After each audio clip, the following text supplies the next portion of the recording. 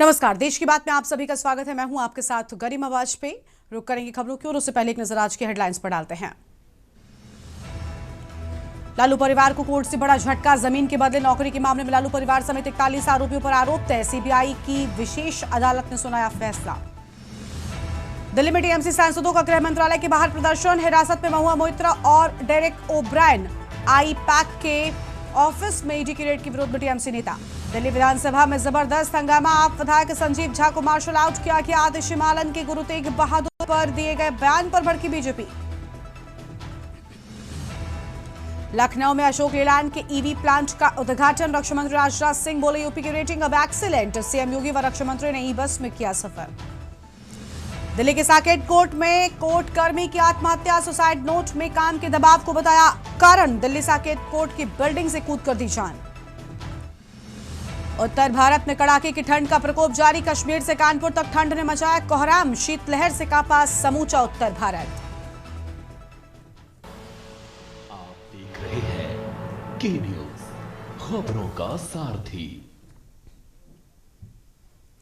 रुक करते हैं खबरों की ओर। जांजगीर से खबर है, जहां थाना क्षेत्र के अंतर्गत आज एक बड़ा सड़क हादसा होते होते टल गया। हसदेव पब्लिक स्कूल की बस को एक तेज रफ्तार ट्रेलर ने पीछे से जोरदार टक्कर मार दी और इस हादसे के वक्त बस में 50 से अधिक बच्चे सवार थे। टक्कर इतनी जबरदस्त थी कि बस के पिछले हिस्से को काफी नुकसान पहुंचा। प्रत्यक्षदर्शियों के अनुसार ट्रेलर की रफ्तार काफी अधिक थी। टक्कर लगते ही बस के भीतर बैठे बच्चों में चीख पुकार मच गई। गनीमत रही कि बस पलटी नहीं, वरना कोई बड़ी अनहोनी हो सकती थी।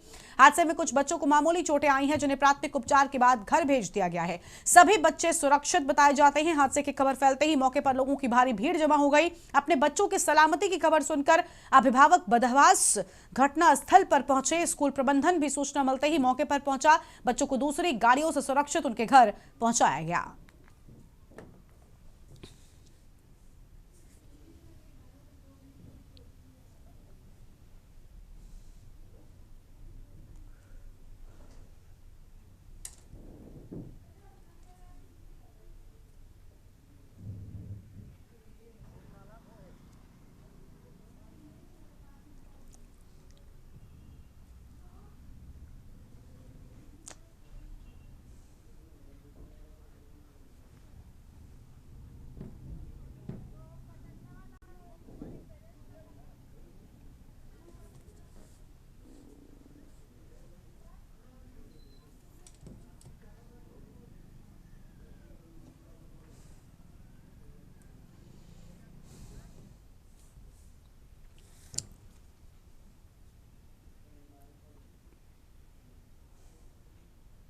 आप लोगों ने कभी सुना है कि 1.25 किलो चावल और 1.25 किलो दाल में सैकड़ों लोगों को खाना खिलाया जा सकता है? अगर नहीं सुना तो हम आपको बताते हैं।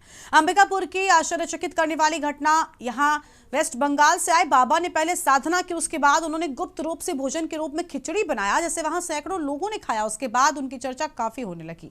दरअसल अंबिकापुर शहर से लगे सरगामा मछलीपारा में वेस्ट बंगाल से सोमेन गुसाई नाम के बाबा को बंगाली समुदाय के द्वारा बुलाया गया था। जब ये बाबा बंगाली समुदाय के बीच में पहुंचे, तब इन्होंने कई लोगों को कहने वालों की तांत्रिक बाबा हैं, तब बाबा को ये बातें अच्छी नहीं लगी। उन्होंने कम अनाज में गांव वालों को भोजन कराने की बात कही। इसके बाद सोमेन गोसाई बाबा 1.25 किलो चावल और 1.25 किलो दाल के साथ 11 प्रकार के सब्जियों के 250 ग्राम मात्रा ली गई। इसके बाद उन्होंने 9 घंटे की मां अन्नपूर्णा की साधना के लिए एकांत में बैठे। साधना खत्म होने के बाद दिए गए अनाज से भोजन के रूप में खिचड़ी बनाई और करीब 600 से अधिक लोगों को भोजन करा दिया।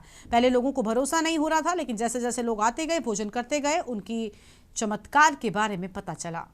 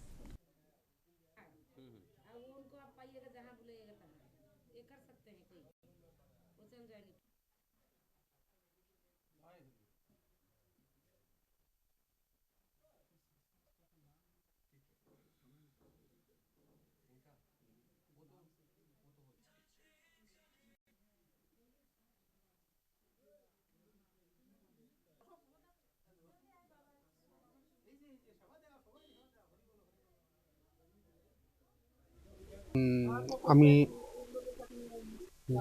बाबा अभी पढ़ी आप अभी बाबा अभी आपने 2 दिन पहले गाँव में एक पूजा भी किया और करीब गाँव के 500 से अधिक लोगों को आपने भोजन भी कराया है। हाँ। तो ये कैसे हुआ? किस प्रकार से ये आया आपके दिमाग में और किस प्रकार से लोगों को ये भोजन करवाया? আমি ছোটবেলা থেকে হরিগুরু চাঁদ ঠাকুরের ये तो बाबा का आशीर्वाद था। वो बाबा मतलब आगे बाबा का मतलब आदेश मिला बाबा जी को, तो उन्होंने बोला कि एक 1.25 किलो चावल, 1.25 किलो दाल और 11 सब्जी का एक एक पाव करके, और हल्दी नमक थोड़ा थोड़ा सा, मतलब 25 ग्राम 10 ग्राम जो भी लगे। हरि का वंशज हूँ मैं, राम का वंशज हूँ मैं, समझ गए ना। ये जो व्यक्ति आया है आज हमारे यहाँ, हमारे गांव में, हमारे मोहल्ले में, हरि नहीं जानता हूँ मैं, लेकिन हमारे दादा पुरखा हमारे हरि नाम सब करते गए पहले से। यहाँ शुरू फर्स्ट में हमारे यहाँ हरि सभा महोत्सव होता था। हम इस वंश के बड़े पुत्र होते हैं। इनका पास बोल रहा, मेरे पास शक्ति नहीं है। जो ऊपर वाला जो भगवान है, श्री चंद हरिचंद गुरुचंद, उन्हीं के द्वारा से ये किया गया है, और उनके द्वारा से ये आगे भी कुछ कर सकते हैं, इस टाइप का इनका कहना है।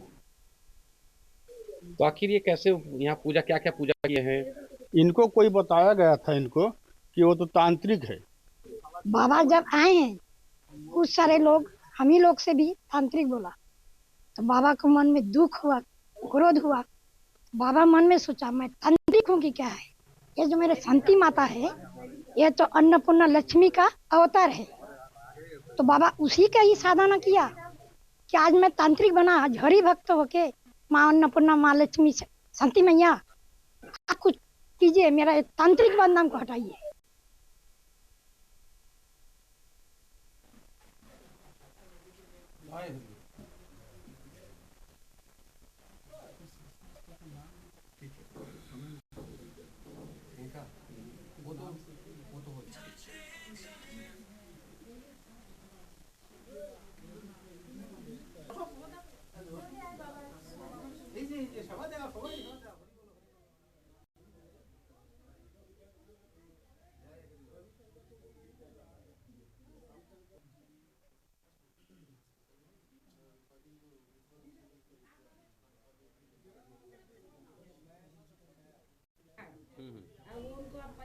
कानपुर के किदवई नगर इलाके से एक बेहद गंभीर मामला सामने आया है, जहां एक कोचिंग संचालक पर 10वीं की नाबालिग छात्रा से दुष्कर्म करने का आरोप लगा। पीड़िता के परिजनों के अनुसार आरोपी पिछले करीब 1 महीने से छात्रा को डर और धमकी देकर कोचिंग सेंटर में उसका शारीरिक शोषण कर रहा था। गुरुवार की सुबह जब छात्रा ने कोचिंग जाने से इनकार किया तो मां के पूछने पर उसने पूरी आपबीती बता दी। परिजनों का आरोप है कि आरोपी लगातार धमकाकर छात्रा के साथ जबरन शारीरिक संबंध बनाता रहा। जब परिजनों को पूरे मामले की जानकारी मिली, उन्होंने विरोध किया तो आरोपी ने उल्टा छात्रा के को झूठे आरोप में फंसाने की धमकी दी। इसके बाद परिजन छात्रा को लेकर किदवई नगर थाने पहुंचे, जहां पुलिस ने मामला दर्ज कर आरोपी को गिरफ्तार कर लिया है।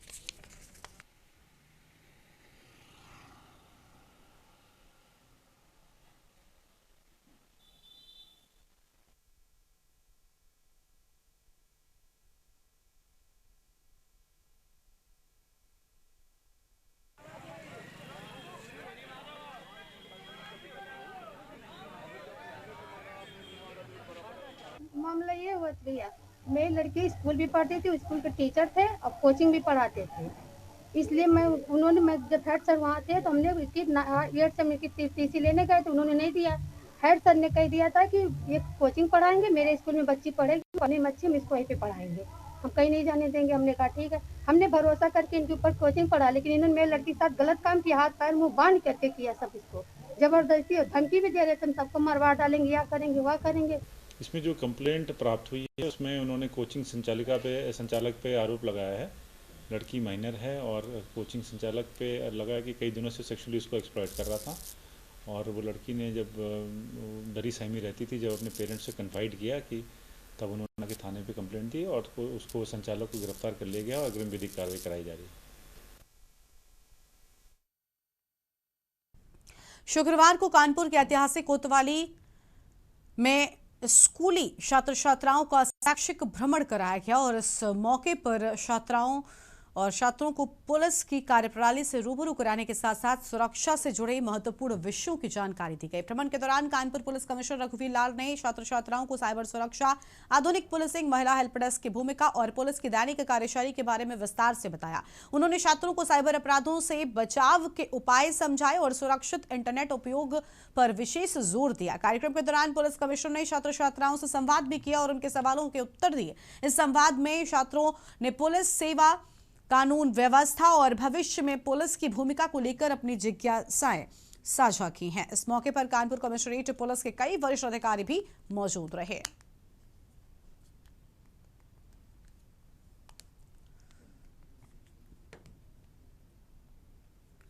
थाने में अभी आपने एंट्री देखी होगी, अगर नहीं देखा तो अभी देख लेना। यहाँ पर वो सेंट्री लगा, वो बदल गया, कोई पकड़ के आया, उसका सारा का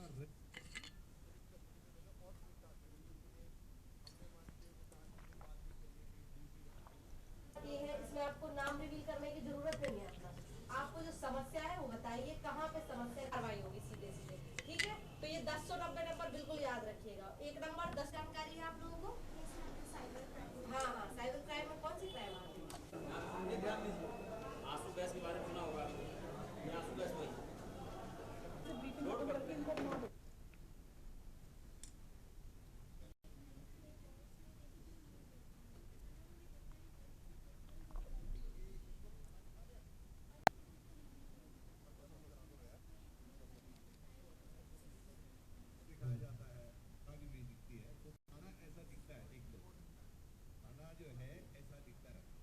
कभी बंद नहीं होता है। थाने में अभी आपने एंट्री देखी होगी, अगर नहीं देखा तो अभी देख लेना। यहाँ पर वो सेंट्री लगा, वो बदल गया। आज कानपुर पुलिस कमिश्नरेट ने एक नया पहल स्टार्ट किया है। इसमें थाना कोतवाली के प्रांगण में हमारे BNSD शिक्षा निकेतन बालिका इंटर कॉलेज के, JNK inter college, Cambridge high school और क्राइस्ट चर्च स्कूल के हमारे अध्यापकगण भी यहाँ मौजूद थे, साथ ही हमारे बच्चे भी यहाँ पे मौजूद थे। इनका बच्चों का 1-to-1 डायरेक्ट इंटरेक्शन हुआ है CP सर के द्वारा। साथ में joint CP headquarter and crime sir भी मौजूद थे यहाँ पे। बच्चों को सबसे पहले यहाँ पे पूरा प्रांगण घुमाया गया। प्रांगण में कैसे FIR दर्ज होती है, कैसे यहाँ पे मिशन शक्ति केंद्र रन कर रहा है, कैसे महिला हेल्प डेस्क यहाँ चल रही है, कैसे साइबर क्राइम हेल्प डेस्क यहाँ पे चल रहा है, सबके बारे में बताया गया। भारतीय जनता पार्टी समर्थक मुस्लिम महासंघ ने एक बार फिर प्रशासन के सामने गंभीर आरोप रखे हैं। संगठन का कहना है कि बांसमंडी क्षेत्र में अवैध कब्जे, जबरन दुकानें खाली कराने और डेमोग्राफी बदलने की साजिश की जा रही है। इसी को लेकर संगठन ने ACM को ज्ञापन सौंपा। भारतीय जनता पार्टी समर्थक मुस्लिम महासंघ के पदाधिकारी अहमद खान जिला प्रशासन पहुंचे। संगठन ने बांसमंडी स्थित गरीब नवाज कंपाउंडर के सामने अवैध कब्जे, भूमाफियागिरी और संगठित अपराध के आरोप लगाते हुए ज्ञापन दिया। ज्ञापन में आरोप है कि 22 हिंदू परिवारों को डराकर उनके व्यवसायिक स्थान खाली कराने की कोशिश की जा रही है। संगठन ने मामले में ED, आयकर विभाग और अन्य जांच एजेंसियों से निष्पक्ष जांच की मांग की है। कई बार प्रशासन को अवगत करा चुके हैं। गरीब और कमजोर लोगों को धमकाया जा रहा है, जबरन दुकानें खाली कराई जा रही हैं। सिर्फ अवैध कब्जे का मामला नहीं बल्कि सुनियोजित तरीके से माहौल खराब करने की कोशिश है। हम चाहते हैं कि इसकी निष्पक्ष जांच हो, दोषियों पर सख्त कार्रवाई हो।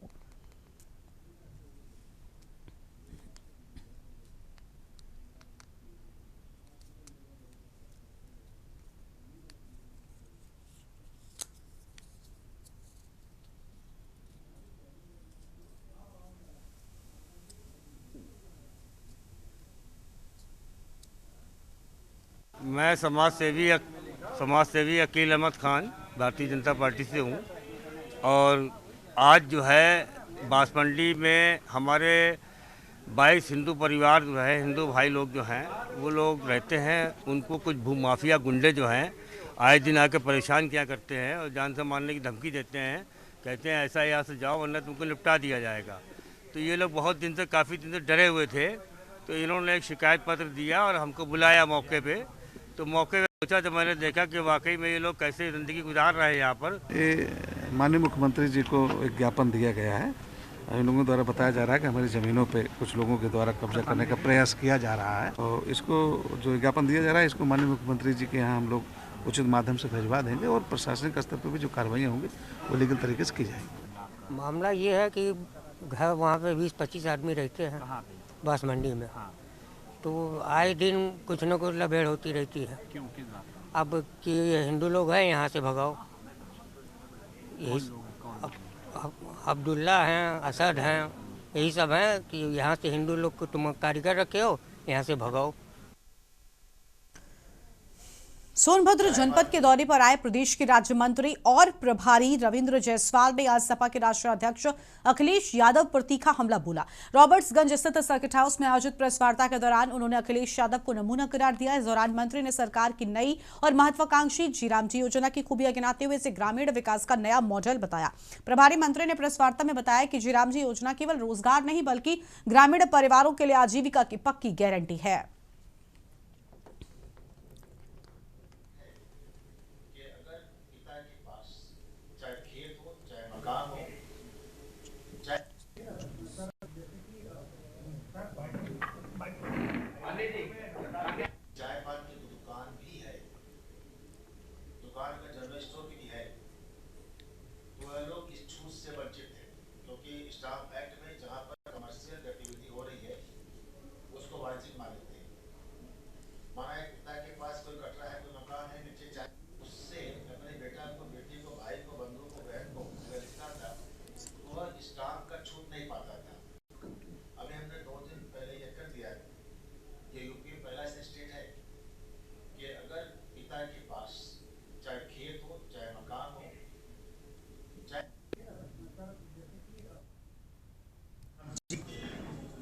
भारत के जो हमारे मजदूर हैं उनके लिए रामबाण की नियम बनाई गई है। पहले मनरेगा में 100 दिन की गारंटी थी, अब इनको 125 दिन की गारंटी मिली। पीक टाइम में जब खेती के लिए मैन पावर चाहिए था तो उस समय अधिकांश समय देखा गया था कि यह मनरेगा के मजदूर भाइयों को कहीं न कहीं लोग मनरेगा के नाम पर उन्हें इंगेज कर रखे थे, जबकि उस समय उनके पूरे देश में डिमांड बढ़ती है हर आदमी के लिए मैन पावर। तो 60 दिन जब पीक टाइम है वो 60 दिन को कर दिया गया रिजर्व। जनपद सोनभद्र के सर्किट हाउस में आज सोनभद्र के प्रभारी मंत्री रविंद्र जायसवाल द्वारा प्रेस वार्ता का आयोजन किया गया। आपको बता दें कि इस प्रेस वार्ता का आयोजन जीरामजी योजना के अंतर्गत क्या क्या बदलाव हुआ है, इसको लेकर प्रेस प्रतिनिधियों के साथ बैठक की गई। इसमें उन्होंने बताया कि जहां पे सरकार द्वारा मजदूरों को 100 दिन का रोजगार की गारंटी दिया गया था, तो जीरामजी योजना के अंतर्गत उस गारंटी को बढ़ा करके 125 दिन कर दिया गया है। वहीं 60 दिन जो पीक टाइम मजदूरों का होता है तो उस समय मजदूरों की डिमांड भी बढ़ जाती है, तो वो अपना उस खाली समय का मजदूर लाभ ले पाएंगे। नहीं तो पहले होता क्या था कि जिस समय खेती बाड़ी का काम शुरुआत होता था उसी समय मनरेगा में काम लग जाने की वजह से मजदूरों का जो 60 से 70 दिनों का जो समय था वो समाप्त हो जाता था। तो इसमें बड़े बदलाव को लेकर के आज प्रेस वार्ता प्रभारी मंत्री द्वारा किया गया था। आलोकपति तिवारी, के न्यूज, सोनभद्र।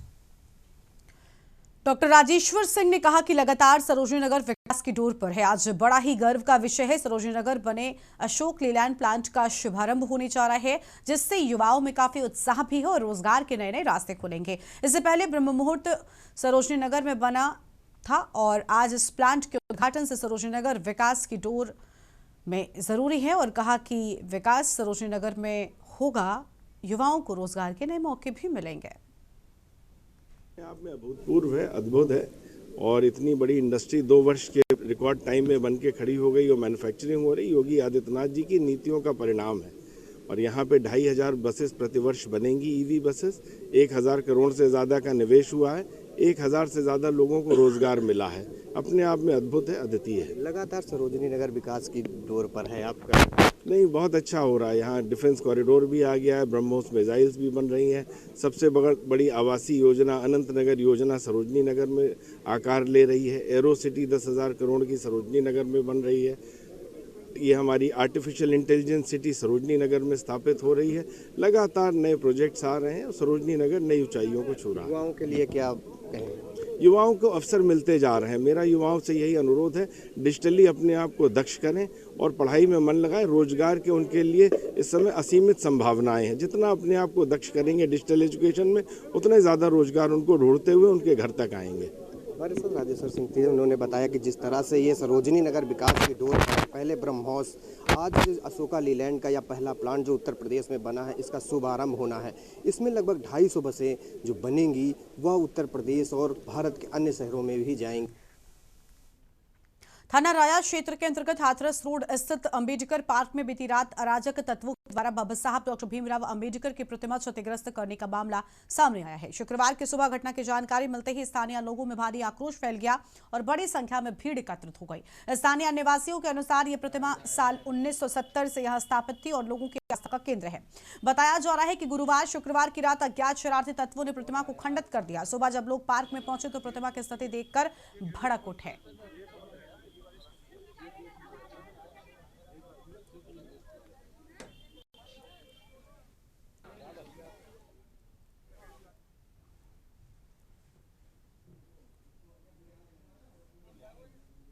का कड़ा विरोध करता हूं और प्रशासन से मैं निवेदन करता हूं कि अगर जल्द ही इसमें कार्रवाई कर दोषियों को सजा नहीं मिली तो हम बाबा साहब के अनुयायी हर स्थिति में जाने के लिए तैयार हैं। ईंट से ईंट बजा देंगे लोगों की हम। वर्मा सीओ महामन हूँ। मैंने अभी 4 दिन पहले ही चार्ज लिया है, तो मैं पहली बार ही आपके कस्बे में आई हूँ और बहुत दुर्भाग्यपूर्ण है कि यहाँ पे बाबा साहेब की जो प्रतिमा है उसका क्षतिग्रस्त की सूचना पे मैं यहाँ पे आई हूँ। ऐसे तो मैं नहीं आना चाहती थी यहाँ पे, पर दुर्भाग्यपूर्ण घटना ये है और मैं सीओ महामन ये आपको आश्वासन देती हूँ कि जिन अराजक तत्वों ने भी बाबा साहब की मूर्ति को क्षतिग्रस्त किया है उनके विरुद्ध मुकदमा पंजीकृत कर शीघ्र ही उनकी पहचान कर उनके खिलाफ कड़ी से कड़ी कानूनी कार्रवाई अमल में लाई जाएगी। इसके अतिरिक्त जो बाबा साहब जी की प्रतिमा क्षतिग्रस्त हुई है उसके स्थान पर हम लोग एक नई प्रतिमा जो है लगाएंगे और होपफुली उसका अनावरण हम लोग आज शाम तक करेंगे। और यहाँ पर रुकते हैं एक छोटे से ब्रेक के लिए, चल लौटेंगे। ब्रेक के बाद आप सभी का स्वागत है। अंबेडकर नगर अहिरौली थाना क्षेत्र के मिझौड़ा चीनी मिल के पास अनियंत्रित ट्रैक्टर ट्रॉला की टक्कर हो गई। दोनों वाहनों की चपेट में आने से मजदूरों की मौत हो गई। सूचना पर पहुंची पुलिस ने शवों को कब्जे में लेकर पोस्टमार्टम के लिए भेजा है। दोनों की मौत से परिजनों में कोहराम मच गया। दोनों लोग मजदूरी करने के बाद बाइक से अपने घर जा रहे थे।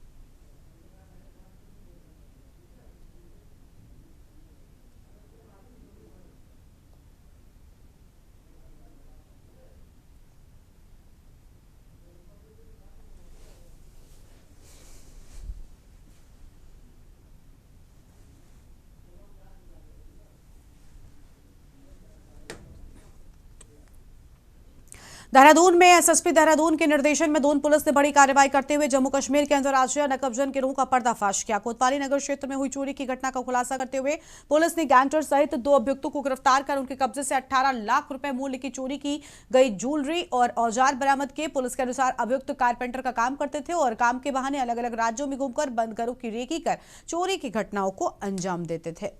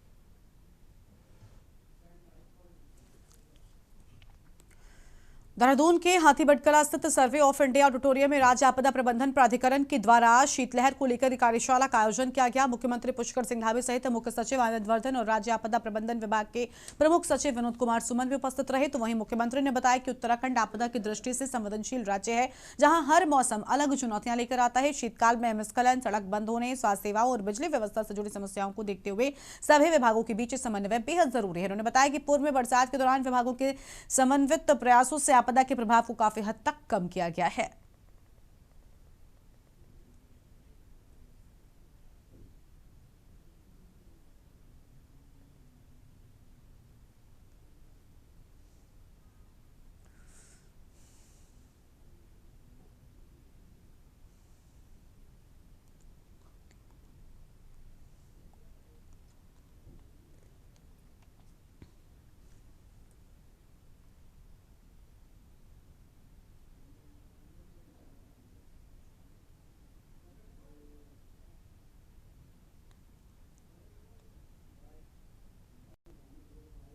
जो राज्य है वो आपदा की दृष्टि से अत्यंत संवेदनशील हमारी भौगोलिक परिस्थितियां हैं यहाँ, और हर मौसम में हमें अलग अलग प्रकार की आपदाओं का, उनकी चुनौतियों का सामना करना पड़ता है। जैसे बरसात से पहले हम लोगों ने ऐसी कार्यशालाएं भी आयोजित की थी, अनेक तैयारियां की थी, और इस वर्ष हमको बड़ी आपदा का सामना करना पड़ा था, लेकिन हमारे सभी लोगों के, सभी विभागों के समन्वित प्रयासों से हम लोग उस आपदा के कठिन दौर में लोगों तक सहायता पहुंचाने में काफ़ी हद तक सफल रहे।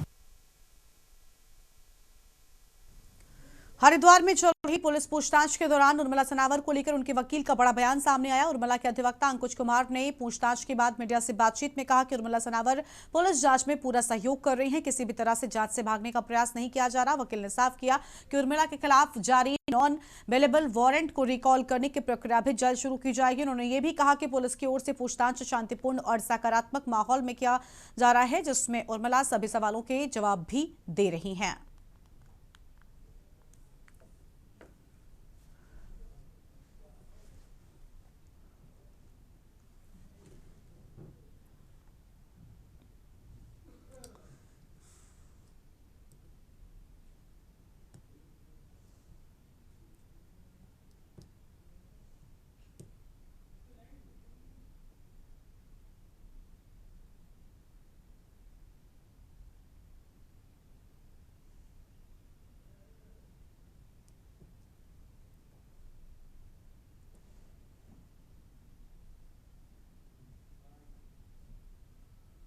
सवालों के बारे में तो नहीं कुछ भी कहा जा सकता, लेकिन इन्वेस्टिगेशन अभी जारी है और स्टेटमेंट चल रहे हैं। जितने भी इनके ऊपर मुकदमे दर्ज हुए हैं तो उससे रिलेटेड जितने भी आईओ हैं सभी सवालात कर रहे हैं। जो भी उनका जवाब है वो अभी तो एक मुक्त तरीके से इन्वेस्टिगेशन जैसे चलती है अकॉर्डिंग टू लॉ ऐसे चल रहा है, और पुलिस द्वारा भी जो है सॉफ्टली नेचर से पूछताछ की जा रही है। कोई भी अमानवीय या दो तरीके का ऐसा कुछ भी नहीं है बहुत। और उर्मिला जी की तरफ से भी हम कहते हैं कि जो अकॉर्डिंग टू लॉ हमारा इन्वेस्टिगेशन में सपोर्ट रहेगा, हम पूरी हेल्प करेंगे पुलिस की।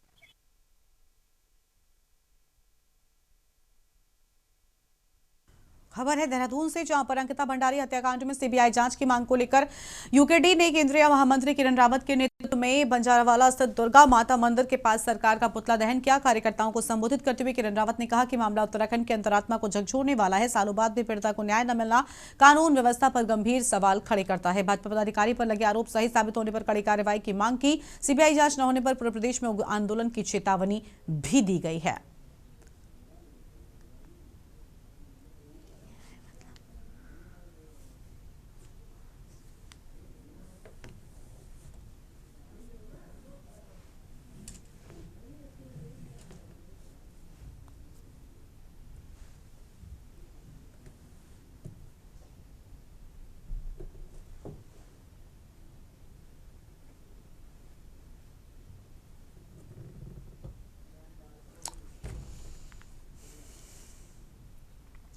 अभिनेत्री उर्मिला सनावर को देहरादून से पुलिस टीम हरिद्वार लेकर पहुंची। गठित एसआईटी ने उनसे करीब 6 घंटे तक गहन पूछताछ की। लंबी पूछताछ के बाद उर्मिला सनावर ने मीडिया के सामने आकर कहा कि एसआईटी ने उनसे जो भी सवाल किए उसके सभी जवाब पूरी स्पष्टता से दिए गए हैं। उनके पास मौजूद हर जानकारी जांच टीम के साथ साझा की गई है और एसआईटी को सभी जानकारी सौंपी गई। अन्य सबूतों के सवाल पर उर्मिला ने कहा कि पूर्व विधायक सुरेश राठौर और भाजपा नेता दुष्यंत गौतम एक दूसरे के बेहद करीबी दोस्त हैं। कई जानकारियां उन्हीं के पास होंगी।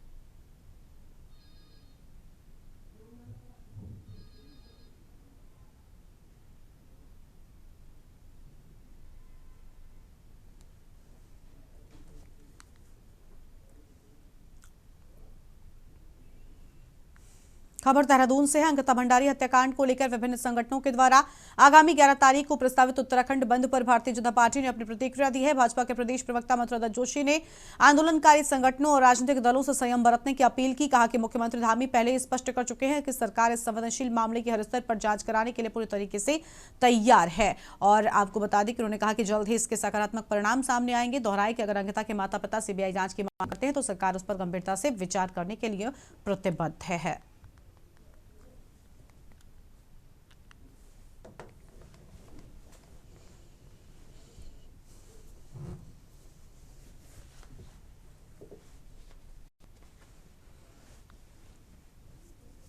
लोग अभी भी अंकिता भंडारी हत्याकांड से संबंधित मामलों में तमाम तरीके के आंदोलन की घोषणा कर रहे हैं, तमाम तरीके से आंदोलन को चलाना चाह रहे हैं। हालांकि माननीय मुख्यमंत्री जी ने बहुत स्पष्ट रूप से आपके सवालों का जवाब देते हुए कहा था कि सरकार हर मदद करने को तैयार है और हर जांच से गुजरने को तैयार है और उस दिशा में कुछ काम भी हुआ है और कुछ आगे बढ़े भी हैं। और माननीय मुख्यमंत्री जैसे ने कहा कि अगर अंकिता भंडारी के माता पिता कहेंगे कि सीबीआई की जांच होनी थी तो सरकार उस दिशा में कदम आगे बढ़ाएगी। उत्तराखंड में 2027 के विधानसभा चुनाव के साथ अभी से बिजनेस शुरू हो गई है। प्रदेश भाजपा मुख्यालय में हाल ही में कई जनप्रतिनिधियों ने भाजपा में शामिल होने के बाद राजनीतिक सरगर्मी बढ़ गई है। इस पर प्रतिक्रिया देते हुए प्रदेश महामंत्री कुंदन परिहार ने कांग्रेस पर तीखा हमला बोला। परिहार ने कहा कि जहां एक ओर पूरे देश में जनमानस भाजपा से जुड़ने के लिए ललायत है, वहीं कांग्रेस अपनी नकारात्मक राजनीति के कारण गर्त में जा रहा है। उन्होंने कहा कि लगातार मुख्यमंत्री धामी और प्रदेश अध्यक्ष महेंद्र भट्ट के नेतृत्व से प्रभावित होकर लोग स्वेच्छा से भाजपा का दामन थाम रहे हैं।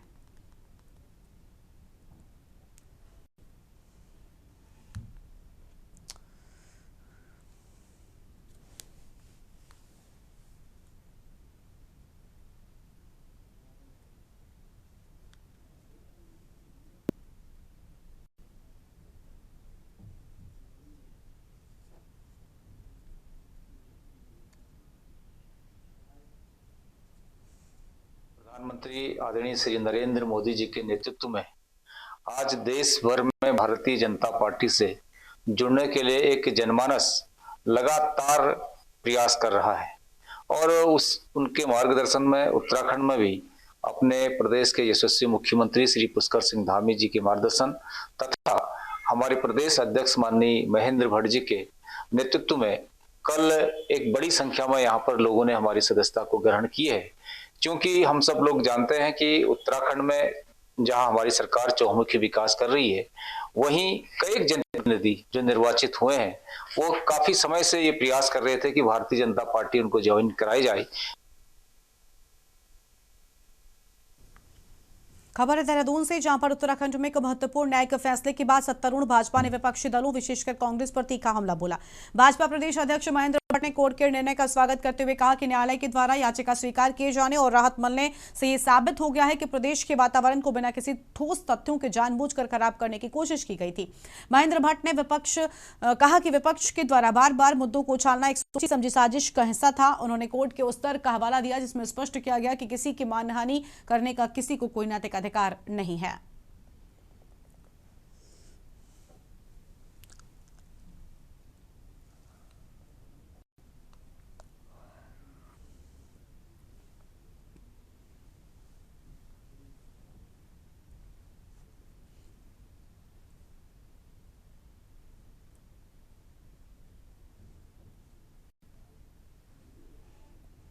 कह रहा था कि प्रदेश के वातावरण को दूषित करने का प्रयास किया जा रहा है और बिना तथ्यों के बार बार चीजों को उजागर करने का कुछ राजनीतिकों द्वारा ये षड्यंत्र था। लेकिन न्याय सबके लिए है। आज न्यायालय में दुष्यंत जी को जो राहत मिली है और उन्हें स्पष्ट कर दिया न्यायालय ने, इस प्रकार से किसी की मानहानि करने का किसी को नैतिक अधिकार नहीं है। और जब विषय आगे बढ़ता है और कल माननीय मुख्यमंत्री बहुत स्पष्ट रूप से कह दिया है कि हम भी भावनात्मक रूप से परिवार से जुड़े हुए हैं। सरकार ने की पैरवी का ही पक्ष था कि अपराधी आज आजीवन सजा की सलाखों के अंदर है। ऐसे में एक पूरे प्रदेश के वातावरण को तथ्यहीन बातों को लेकर प्रदूषित करने का काम जो कांग्रेस और अन्य दलों के लोगों ने किया है, आज उनके मुंह पर एक बड़ा तमाचा है।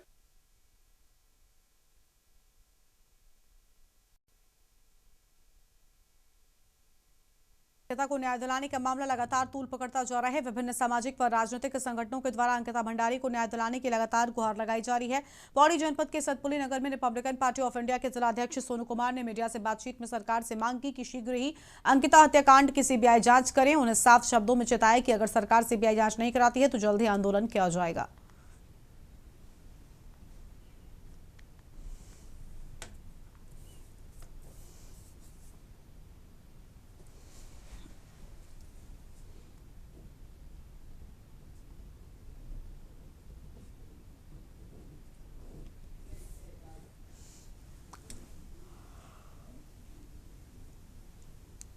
ये जिस तरह से ये अभी बीच में मामला आया कि अंकिता भंडारी केस का जो मामला चल रहा है, ये आदरणीय श्री प्रसिद्ध धामी मुख्यमंत्री से हमारा ये निवेदन है कि हमारी जो पहाड़ की बेटी है अंकिता भंडारी, इसको न्याय मिले।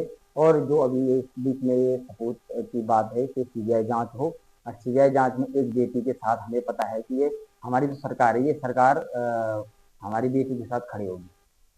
मामला जिस तरह से भी दोबारा सामने हो गया है, इस तरह से तो लगता है कि बेटी सुरक्षित नहीं है। अगर बेटी सुरक्षित होती तो ये घटनाएं हमारी पहाड़ में नहीं होती। और हमें इस घटना की घोर निंदा करते हैं कि हमारे आदरणीय श्री मुख्यमंत्री धामी जी इस पे सीबीआई जांच करे और जो सीबीआई जांच में जो सबूत मिलेंगे उसके आधार पर दोषियों को सजा मिले।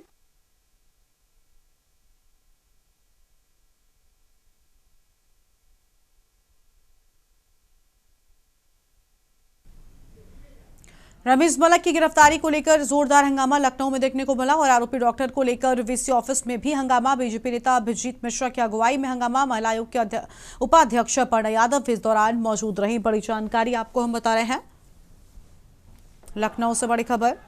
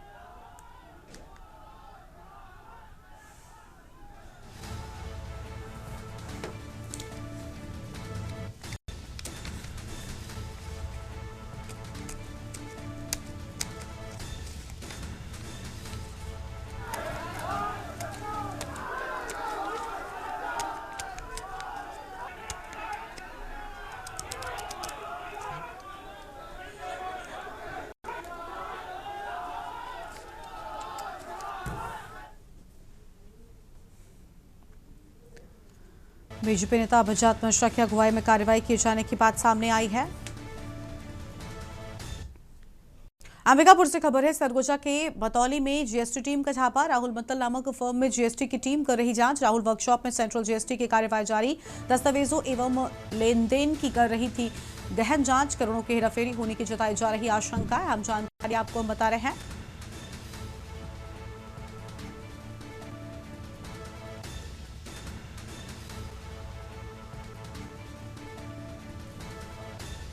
दस्तावेज एवं लेन देन की कर रही गहन जांच। अंबिकापुर से खबर, सरगोजा के बतौली में जीएसटी टीम का छापा।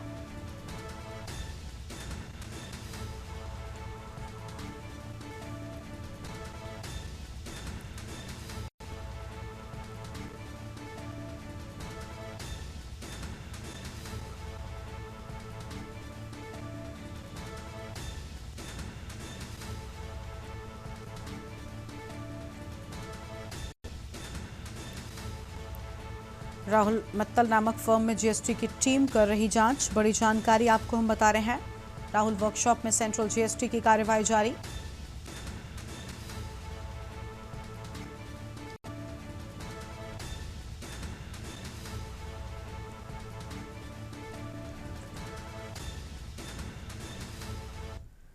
सोनभद्र से खबर, क्रय नीति पर किसान नौजवान संघर्ष मोर्चा लामबंद। किसान नौजवान संघर्ष मोर्चा ने क्रय नीति का किया हवन। संयोजक संदीप मिश्रा की अगुवाई में किया गया हवन। 4 लाख एमटी धान का जनपद में होता है प्रतिवर्ष पैदावार। धान खरीद को लेकर हुई गड़बड़ी पर होगा बड़ा आंदोलन। जिला वितरण अधिकारी कार्यालय के बाहर हवन। 1 लाख एमटी ही सरकार द्वारा धान क्रय का लक्ष्य निर्धारित। कार्यालय के सामने क्रय नीति का किया गया हवन।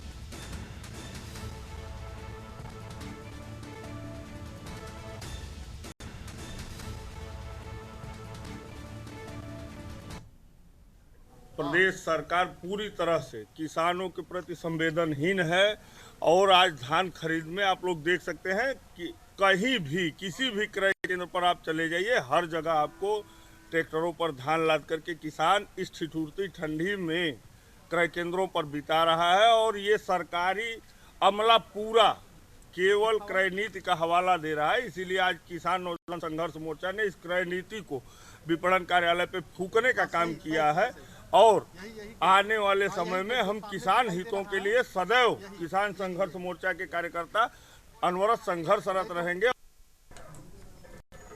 अंबिकापुर से खबर है, ट्रक ने ऑटो चालक को रौंदा। मौके पर ही चालक की मौत हो गई। बनारस रोड पर चठेरमा के पास हुआ हादसा। गांधीनगर पुलिस चौक पर पहुंची बड़ी जानकारी आपको हम बता रहे हैं। मौके पर ही चालक की मौत, बड़ी जानकारी आपको हम बता रहे हैं।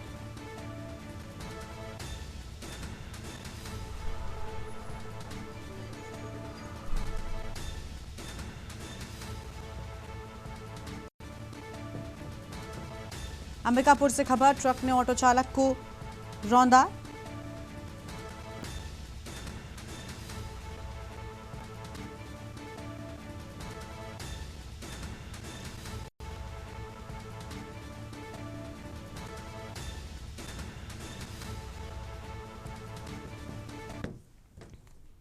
सुकमा से खबर, उप स्वास्थ्य केंद्र में एम्बुलेंस की सुविधा नहीं। खाट में लादकर परिजन मरीज को ले जाने को मजबूर। कोंडा ब्लॉक के कोंडा सावली पंचायत का मामला, जिला अस्पताल को रेफर। मरीज को नहीं मिली एम्बुलेंस। उप स्वास्थ्य केंद्र होने के बावजूद नहीं मिली एम्बुलेंस। गंभीर स्थिति में मरीज को जिला अस्पताल रेफर किए जाने की बात सामने आई है। खाट में लादकर परिजन मरीज को ले जाने को मजबूर। अहम जानकारी आपको हम बता रहे हैं।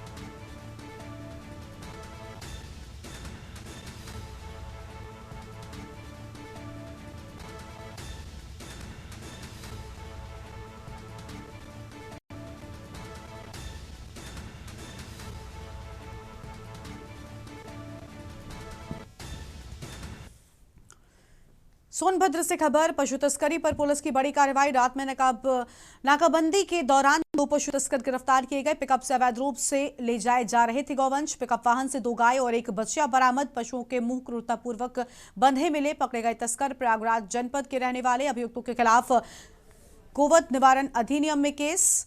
बड़ी जानकारी दूती कोतवाली क्षेत्र के रजखड़ घाटी का पूरा मामला सामने आया है। आगे बढ़ेंगे खबरों की ओर। उत्तर प्रदेश के उप मुख्यमंत्री केशव प्रसाद मौर्य आज ताजनगरी आगरा पहुंचे। सर्किट हाउस में पत्रकारों से रूबरू होते हुए उन्होंने जी राम जी अधिनियम की बारीकियों को समझा और समाजवादी पार्टी सहित पिछली सरकारों पर हमला बोला। उन्होंने कहा कि पूर्व की सरकारों ने 365 दिन काम का दावा किया, लेकिन श्रमिकों को 100 दिन का काम भी नहीं मिल पाता था। डिप्टी सीएम ने आरोप लगाया कि मनरेगा के नाम पर करीब 10 लाख करोड़ रुपए खर्च किए गए, जो भ्रष्टाचार की भेंट चढ़ गए।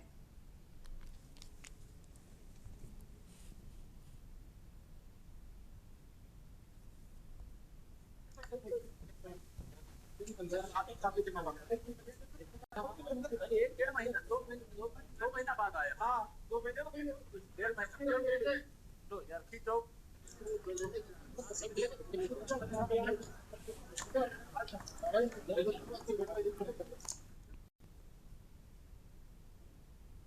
मोर्चा भारतीय जनता पार्टी के राष्ट्रीय अध्यक्ष राजकुमार चाहर जी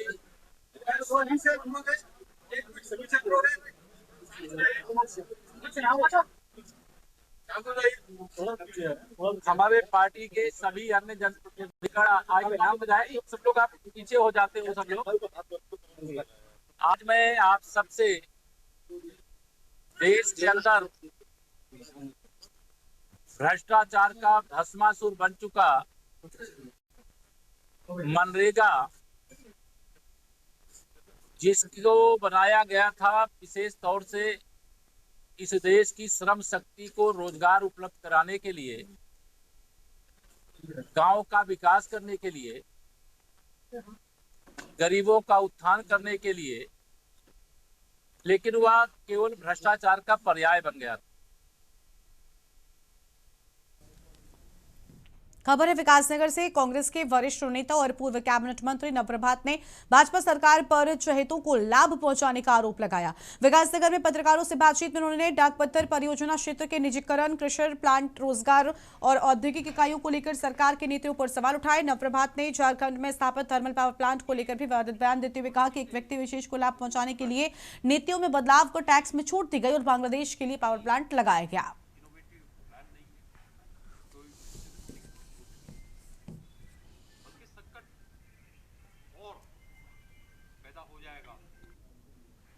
आरटीओ का ऑफिस, ये सब यूजीएनएल की निष्प्रयोज्य जमीनों को लेकर ही बनाया गया। स्टेज 1 में हमारा डाकपत्तर धानीपुर का हाइडल पावर प्रोजेक्ट है, 1965 में बना, अभी चल रहा है। इन्वेस्ट करने के लिए इनकी मुझे तो लगता नहीं कि इनके पास इस किस्म की कोई पॉलिसी है, ना ये महिलाओं के लिए कोई नई योजना ला पाए हैं। और जो सबसे बड़ा दिक्कत है, जिसको हम पलायन से भी जोड़ के देखते हैं, वो है उच्च पर्वतीय क्षेत्र में इंडस्ट्रियों को लाना। ऐसा नहीं है कि ऐसा हो नहीं सकता है, हो सकता है।